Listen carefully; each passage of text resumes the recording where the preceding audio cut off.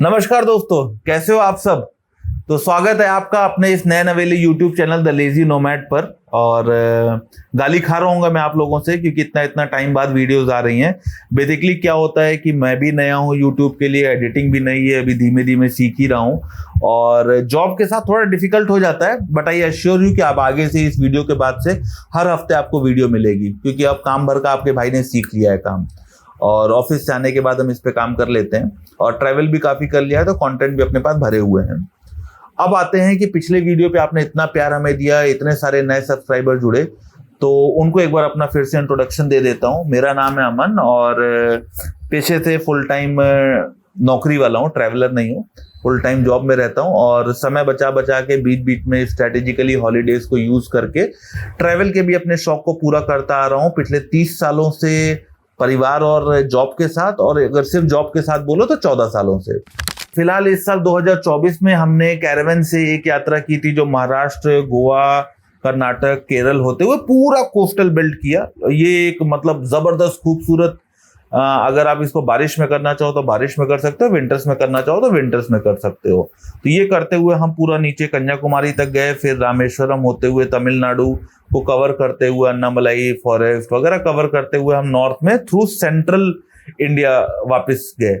और जब central India से गए तो इंदौर में हमने गाड़ी में कुछ काम भी कराया और फिर वहां से दिल्ली। और ये सारी जो जर्नी आप बोलोगे जॉब के साथ कैसे पॉसिबल हो पाता है, तो इसका तरीका ये है कि जितनी छुट्टी होती है उतना दिन ट्रैवल किए, गाड़ी जहां तक ट्रैवल करके पहुंचे वहां पे गाड़ी किसी दोस्त यार, जब आप ट्रैवल करते हो तो दोस्त यार बनाना बड़ा आसान हो जाता है, उसके यहाँ गाड़ी खड़ा किए। गाड़ी खड़ा करने के बाद वहां से ट्रेन, बस, फ्लाइट, जो भी आपके पास ऑप्शन हो, आपका बजट हो, वो पकड़ के आप अपने वर्क प्लेस पे जाओ।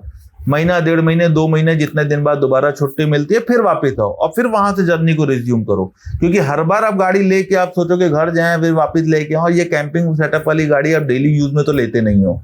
तो डेली यूज में है तो आप 2 व्हीलर से जाओगे या तो 4 व्हीलर से ही जाओगे।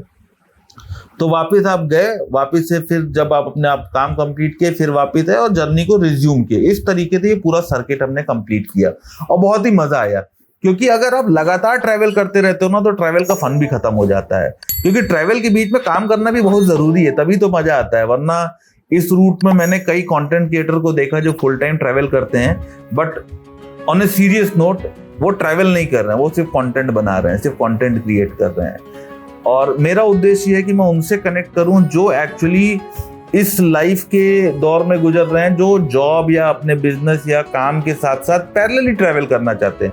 This is more of a practical approach.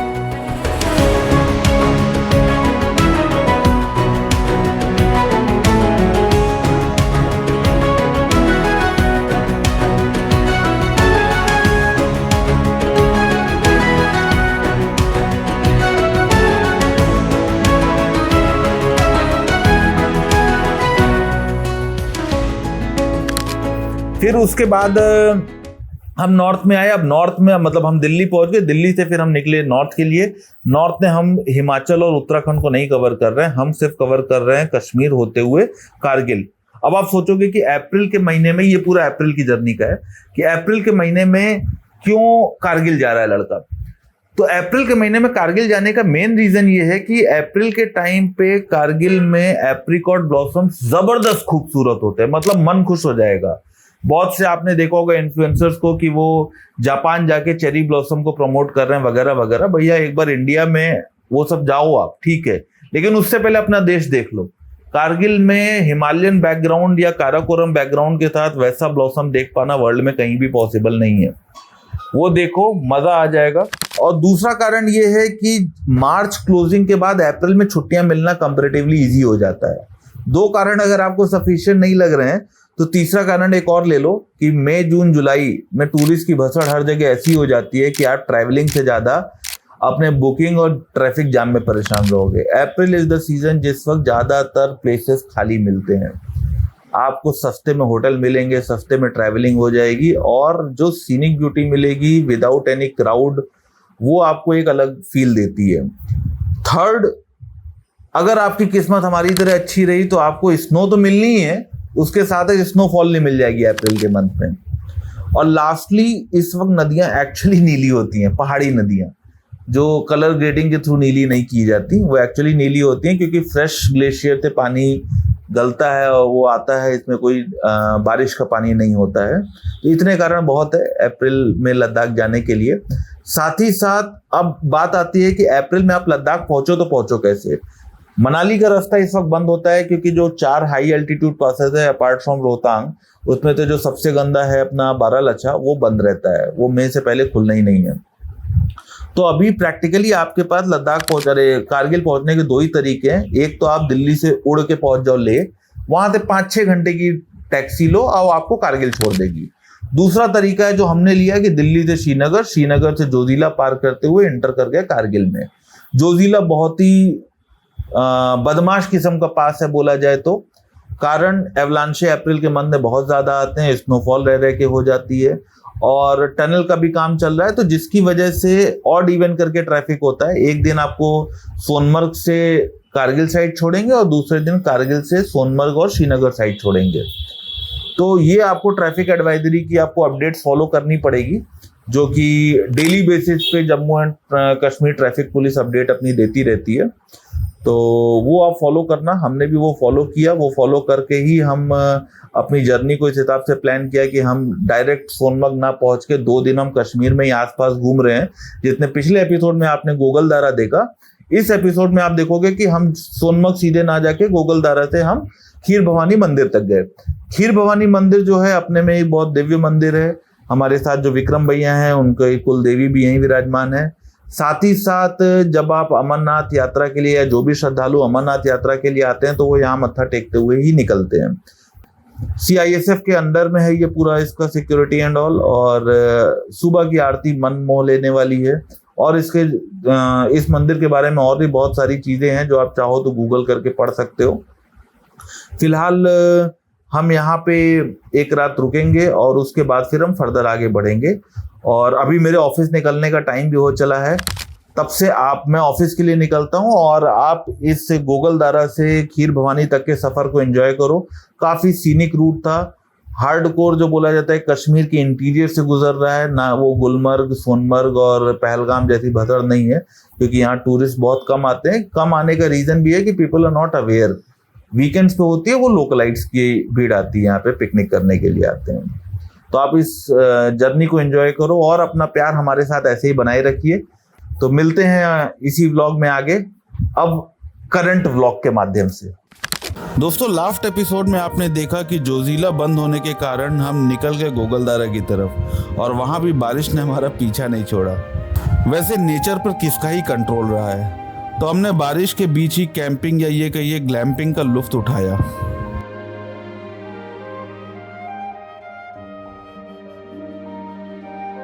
Hello दोस्तों, ट्रैफिक पुलिस के एडवाइजरी के हिसाब से जोजिला आज भी बंद है, तो चलो अब सीधे चलते हैं माता खीर भवानी के दरबार में।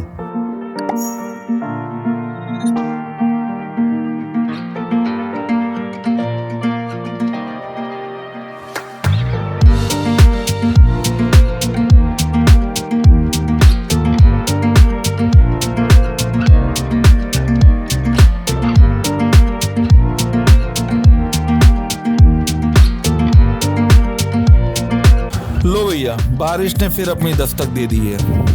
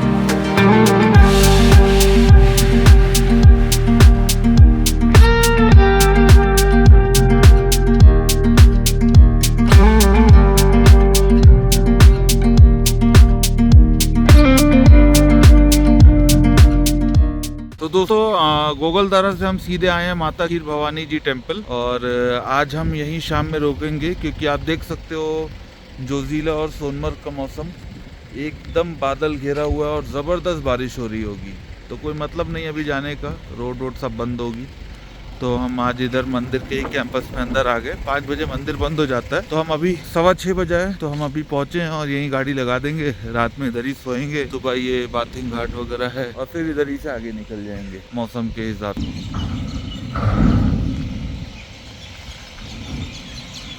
दोस्तों मंदिर के प्रेमाइसिस में आप देख रहे होंगे कि कई सारे पंडित जी लोगों के ढाबे हैं, और आज इन ढाबों पे ही हम खाएंगे यहाँ पे लोकल व्यंजन। और आप जब भी इधर आओ तो यहाँ पे कमल खकड़ी खाना मत भूलना। डिनर के बाद हमने गाड़ी की छत को ऊपर किया, साथ बैठे कुछ गपशप लड़ाई और फिर गाड़ी में ही सो गए। गुड मॉर्निंग दोस्तों। तो हम लोग कल यहाँ पे खीर भवानी माता के मंदिर प्रांगण में रुके थे और आज सुबह दर्शन वगैरह भी किए। काफ़ी खूबसूरत मंदिर है और शांत जगह है। पार्किंग आप देखो तो यहाँ पे दोनों गाड़ी साथ में लगी हुई है, विक्रम भैया वाली और अपनी। तो रात में सोना भी अपना इसी में हुआ था। कम्युनिटी वॉशरूम है जो कि काफ़ी क्लीन था, विद गीज़र, आरओ का पानी, हर एक चीज़ यहाँ पे प्रॉपर फैसिलिटी है। और आप अगर कभी सोनमर्ग जा रहे हो तो गंदरबल में यहाँ रुक सकते हो। गंदरबल ज़िले में नाम है खीर भवानी माता टेम्पल। तो कैंपस मतलब मंदिर तो 5 बजे हालांकि बंद हो जाता है, लेकिन आप उसके बावजूद भी कैंपस के अंदर रात में यहाँ पे विश्राम कर सकते हो। 400 रुपये में यहाँ पे आपको कमरे भी मिल जाते हैं विद गीज़र एंड वॉशरूम। तो आप चाहो तो कमरे में भी रुक सकते हो। ट्रस्ट का होने की वजह से रेट कोई बहुत ज़्यादा नहीं है। सिंस हमारे पास अपनी कैंपर वैन थी और हम आदत डाल रहे थे, तो इसलिए हम इसी में ही रुके हुए हैं।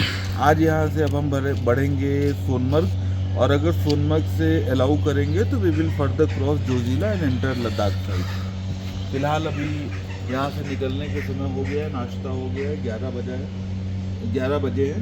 तो अब यहाँ से निकलते हैं, आगे का अपडेट आपको रास्ते में देते चलेंगे। और गोप्रो भी हमने लगा दिया है। तो ये रूट काफ़ी सीनिक है और आज सबसे बड़ी बात है, आज कई दिनों बाद मौसम इतना साफ दिख रहा है। मतलब आप देखो क्लाउडलेस स्काई। तो हम लोगों को कश्मीर में 4 रात हो चुकी हैं। 4 रात के बाद आज जाके मौसम ये खुला है। उम्मीद करते हैं कि ये मौसम शाम तक ऐसे खुला रहे, क्योंकि बारिश में कैंपिंग करना थोड़ा डिफ़िकल्ट तो हो जाता है, क्योंकि किचकिच भी हो जाता है, प्लस कुकिंग भी अंदर ही करनी पड़ती है। तो आप बाहर खड़े होकर कुक नहीं कर सकते बारिश में। और इधर भी जो बारिश हमको मिल रही है वो काफ़ी ज़्यादा लगातार टाइप वाली थी। तो दोस्तों 4 दिन विक्रम भाई और फैमिली के साथ बिताने के बाद अब समय आ चला है कि हम अपना आगे का रास्ता तैयार करें और पहले मेजर पास बोले तो जोजिला की चढ़ाई शुरू करें। आप सभी जुड़े रहिए हमारे इस सफरनामे के साथ, जिसमें आगे हम जाने वाले हैं सोनमर्ग और जोजिला होते हुए कारगिल, फिर आर्यन वैली, सुरू वैली, जानसकार और फिर फाइनली पहुंचेंगे लेह।